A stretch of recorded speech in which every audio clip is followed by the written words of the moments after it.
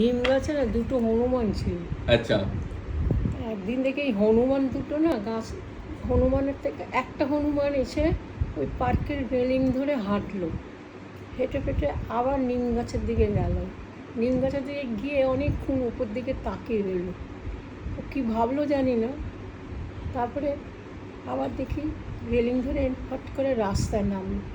রাস্তায় নেমে ও এমনভাবে হাঁটছে, মনে হচ্ছে তোরাই হাঁটবি, তোরাই মানুষ, এখান থেকে দেখ আমিও কেমন হাঁটি বলে এদিক ওদিক তাকিয়ে ও হাঁটতে শুরু করলো।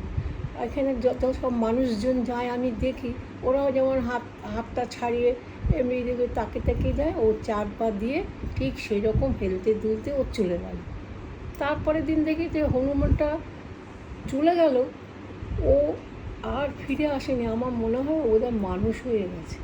কিন্তু ও যখন ভাবছিল মানুষগুলোকে দেখে, আমি খালি ভাবছিলাম মনে মনে যে তুই মানুষ হবি না, তুই যা আসিস তাই থাক, তাহলে তুই ভালো থাকবি।